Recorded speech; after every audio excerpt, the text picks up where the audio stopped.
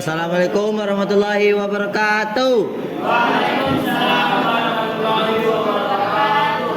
Rabbi israh li sadri wa yassir li amri wahlul 'uqdatam min lisani yafqahu qawli. Amma ba'd. Yang pertama-tama, yang paling utama dan harus kita utamakan, senantiasa kita lampiaskan kepada Allah rasa syukur kita karena Allah telah memberikan kita beribu nikmat. Kenapa kita harus bilang begini setiap hari? Karena itu ungkapan dari rasa syukur yang kita sampaikan kepada Allah. Salawat beserta salam tak lupa pula kita aturkan kepada Nabi kita Nabiullah Muhammad sallallahu alaihi wasallam. Ya, pada kesempatan kali ini saya menjadi moderator dengan membawa judul makalah pengantar hukum pidana. Mata kuliah hukum Indonesia, tetapi judul makalahnya hukum pidana, ya kan? Oke, saya akan memberikan kesempatan kepada pemateri pertama. Baik, terima kasih moderator. Saya akan membacakan materi pertama yang yaitu pengertian hukum pidana. Hukum pidana adalah hukum yang mengatur tentang pelanggaran-pelanggaran dan kejahatan-kejahatan terhadap kepentingan umum. Perbuatan pelanggaran dan kejahatan tersebut diancam dengan hukuman yang merupakan penderitaan atau siksaan bagi yang bersangkutan. Istilah hukum pidana merupakan terjemahan dari istilah bahasa Belanda. Menurut Virjono Prodikoro bahwa istilah hukum pidana ini dipergunakan sejak penduduk Jepang di Indonesia untuk pengertian straf dari bahasa Belanda dan untuk membedakannya dari istilah hukum perdata untuk pengertian burgerlijkheid atau privatret. Moderator, hukum pidana mempunyai ruang lingkup, yaitu apa yang disebut dengan peristiwa pidana atau delik ataupun tindak pidana. Macam-macam pembagian delik, yaitu yang pertama menurut cara penuntutannya. Delik aduan yaitu suatu delik yang dapat diadili apabila pihak yang dirugikan atau berkepentingan mengadukan kejadian tersebut. Contohnya KDRT, perzinahan dan lain sebagainya. Delik biasa yaitu suatu delik yang dapat tidak diadili tanpa adanya pengaduan terlebih dahulu. Contohnya pencurian, penggelapan dan lain sebagainya. Yang kedua, menurut jumlahnya. Delik tunggal yaitu delik yang terdiri dari satu perbuatan saja, contohnya seseorang yang melakukan pembunuhan. Dan delik jamak atau delik yang terdiri dari beberapa perbuatan tindak pidana, contohnya seseorang yang melakukan pemerkosaan yang menyebabkan korban meninggal dan melarikan barang berharganya. Yang ketiga, menurut tindakan atau akibatnya. Delik material yaitu suatu delik yang dilarang oleh undang-undang karena akibat yang ditimbulkan. Misalnya delik pembunuhan pasal 338 KUHP. Dan delik formil yaitu suatu delik yang dinyatakan selesai apabila perbuatan sebagaimana dirumuskan dalam peraturan pidana telah dilakukan. Misalnya delik pencurian pasal 363 KUHP dan KUHP. Saya serahkan kepada moderator. Oke, saya berikan ke pemateri yang ketiga. Kesempatan yang diberikan, saya akan memaparkan materi selanjutnya. Sistem hukuman yang dicantumkan dalam pasal 10 tentang pidana pokok dan tambahan menyatakan bahwa hukuman dapat dikenakan kepada seorang pelaku tindak pidana terdiri dari bagian A, hukuman pokok atau Hoofdstraffen. Hukuman mati. Tentang hukuman mati ini terdapat negara-negara yang telah menghapuskan bentuk hukuman ini seperti Belanda. Tetapi di Indonesia hukuman mati ini kadang masih diberlakukan pada beberapa kasus seperti narkoba dan terorisme. Hukuman penjara. Hukuman penjara sendiri dibedakan ke dalam hukuman penjara seumur hidup dan penjara sementara. Hukuman penjara sementara minimal 1 tahun dan maksimal 20 tahun. Hukuman kurungan. Hukuman ini kondisinya tidak seberat hukuman penjara dan dijatuhkan karena kejahatan-kejahatan ringan atau pelanggaran. Biasanya terhukum dapat memilih antara hukuman kurungan atau hukuman denda. Hukuman denda. Dalam hal ini terpidana boleh memilih sendiri antara denda dengan kurungan. Maksimum kurungan pengganti denda adalah 6 bulan. Hukuman tambahan. Yang pertama itu ada pencabutan beberapa hak tertentu, yang kedua perampasan barang-barang tertentu, yang ketiga pengumuman putusan hakim. Selanjutnya ada tujuan hukum pidana. Secara konkret, tujuan hukum pidana itu ialah yang pertama untuk menakut-nakuti setiap orang jangan sampai melakukan perbuatan yang tidak baik. Yang kedua menegakkan nilai kemanusiaan. Yang ketiga memberikan sanksi kenestapan bagi manusia yang melanggarnya. Yang keempat, untuk mendidik orang yang telah pernah melakukan perbuatan tidak baik menjadi baik dan dapat diterima kembali dalam kehidupan.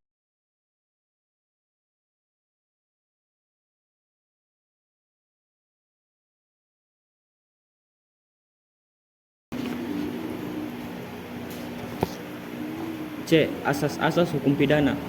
Asas-asas hukum pidana merupakan hal-hal yang mendasari terjadinya suatu perbuatan akan dikenakan sanksi hukum apabila melanggar ketentuan hukum pidana dimanapun ia dan tidak melihat status orang itu.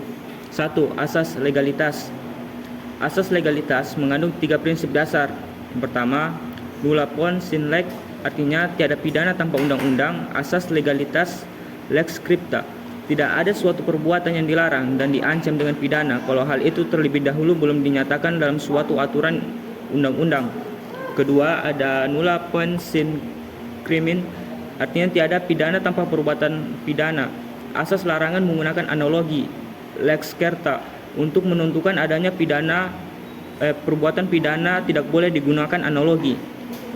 Yang ketiga adalah nulla crimen sine poena legali, artinya tiada perbuatan pidana tanpa undang-undang pidana yang terlebih dulu ada. Asas non reaktif, aturan hukum pidana tidak berlaku surut. Kedua, asas teritorial. Ketentuan pidana dalam perundang-undangan Indonesia diterapkan bagi setiap orang yang melakukan sesuatu tindak pidana di Indonesia. Tindak pidana yang terjadi di wilayah teritorial Indonesia di darat, laut maupun udara, maka akan dikenakan aturan hukum pidana Indonesia, baik itu dilakukan oleh warga negara atau warga negara asing. Tindak pidana yang dimaksud adalah tindak pidana di dalam kendaraan air atau pesawat udara Indonesia. Ketentuan hukum pidana Indonesia berlaku atas semua peristiwa pidana yang terjadi di daerah yang menjadi wilayah teritorial Negara Kesatuan Republik Indonesia, termasuk. Akan lanjut ke pemateri terakhir. Ya, untuk pemateri terakhir ini saya mohon teman-teman dengar apa yang dia sampaikan, karena dia sampaikan ini adalah serat-serat inti dari ilmunya makalah ini. Jadi kepada saudari Putri Nur Intan, saya persilahkan. Saya akan menjelaskan tentang sumber hukum positif hukum pidana. Hukum positif adalah kumpulan asas dan kaidah hukum tertulis yang pada saat ini sedang berlaku dan mengikat secara umum atau khusus dan ditegakkan melalui pemerintah atau pengadilan dalam negara Indonesia. Sumber positif hukum pidana Indonesia terbagi menjadi dua, yaitu sumber hukum tertulis yang terkodifikasi dan sumber hukum tertulis yang tidak terkodifikasi. Sumber hukum ini tersusun dalam suatu buku. Sumber hukum pidana tertulis yang terkodifikasi yakni Kitab Undang-Undang Hukum Pidana KUHP dikatakan sebagai sumber hukum utama dikarenakan dalam KUHP terdapat aturan-aturan umum hukum pidana yang tidak berlaku bagi semua peraturan hukum pidana selama peraturan tersebut tidak mengatur sendiri. Dalam hal ini berlaku asas lex specialis derogat lex general. Kitab Undang-Undang Hukum Pidana KUHP aslinya berbahasa Belanda. Witboek Wen berlaku di Indonesia sejak tahun 1946 setelah kemerdekaan Republik Indonesia dengan Undang-Undang Nomor 1 Tahun 1946, merupakan warisan kolonial Belanda yang diberlakukan di Indonesia sejak 1 Januari tahun 1918. Sebagai sumber hukum pidana yang tertulis dan terkodifikasi, KUHP memiliki sistematika sebagai berikut, yaitu buku 1 memuat pasal 1, pasal 103 berisi ketentuan umum. Buku 1 ini disebut sebagai ketentuan.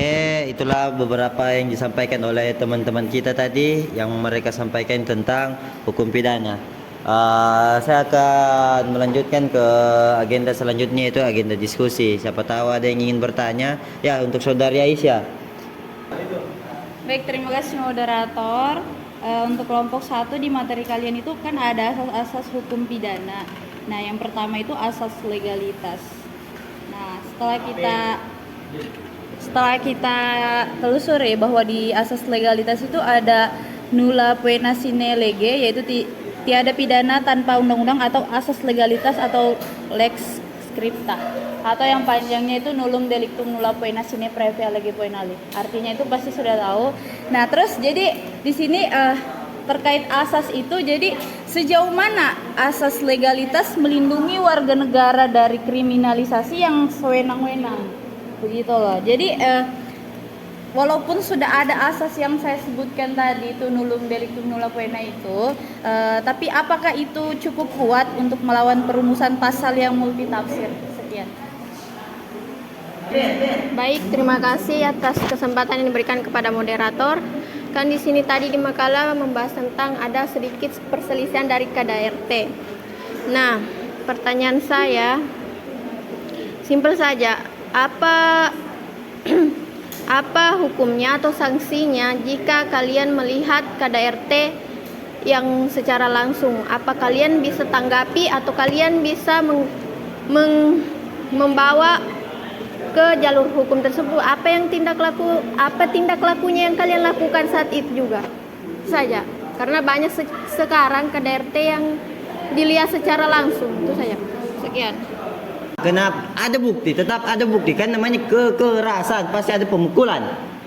Toh, tidak mungkin perempuan ini terdiam. Seandainya dia terdiam, dia sendiri yang bodoh dengan hal itu. Dia mau dilakukan dengan kekerasan. Dan kalau misalnya tidak ada bukti atau apa, kan ada visum. Sekarang sudah canggih, Cok. Ada namanya visum. Kita ke rumah sakit di visum, dilihat tidak ada bekas pemukulan, hatta garis jari mau ditahu. Saya kembalikan. Sama-sama. Oke, pertanyaannya Aisyah, ada yang mau jawab teman-teman?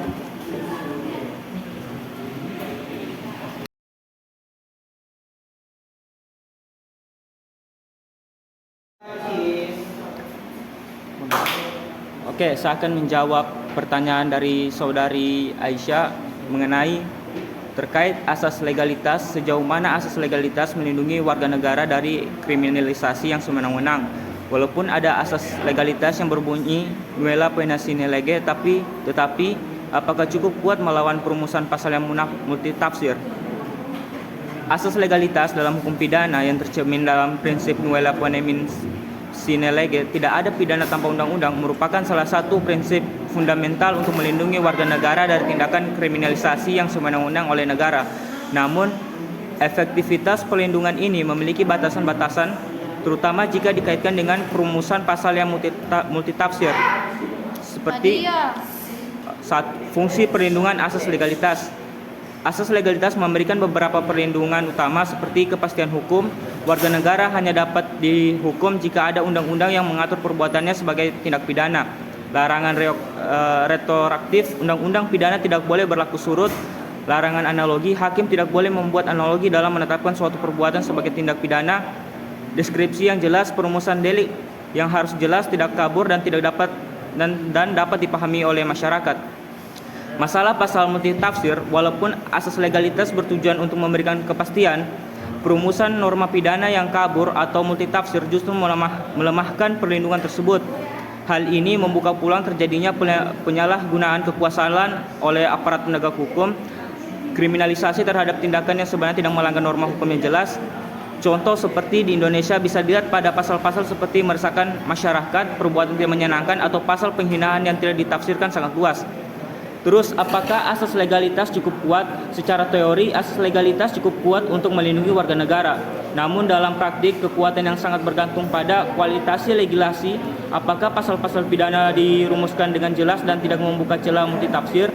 Peran hakim dan advokat, hakim harus tegas menolak menafsirkan pasal kabur secara ekstensif dan advokat harus aktif menguji konstitusionalitas pasal-pasal multitafsir. Dan peran Mahkamah Konstitusi di Indonesia, MK memiliki peran peran penting untuk menguji pasal-pasal dalam UU yang dianggap multitafsir dan bertentangan dengan Undang-Undang 1945. Sekian.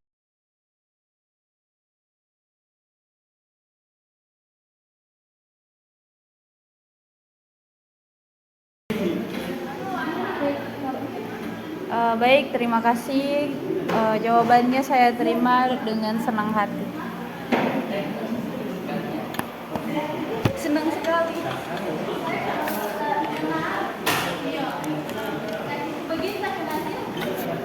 Tutup Jo.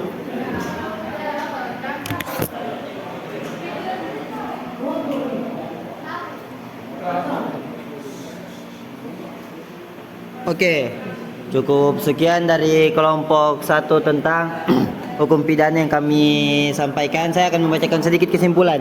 Kesimpulannya ialah hukum pidana adalah hukum yang mengatur tentang pelanggaran dan kejahatan terhadap kepentingan umum. Perbuatan pelanggaran dan kejahatan tersebut diancam dengan hukuman yang merupakan penderitaan atau siksaan bagi yang bersangkutan. Hukum pidana memiliki tujuan yaitu untuk menakuti setiap orang jangan sampai melakukan perbuatan yang tidak baik. Cukup sekian yang kami dapat sampaikan. Lebih kurangnya saya mohon maaf. Wallahu musta'an. Fastabiqul khairat. Assalamualaikum warahmatullahi wabarakatuh. Hah? Kata-kata. Semua cukup jelas. Oke guys, jangan lupa like, komen dan subscribe-nya.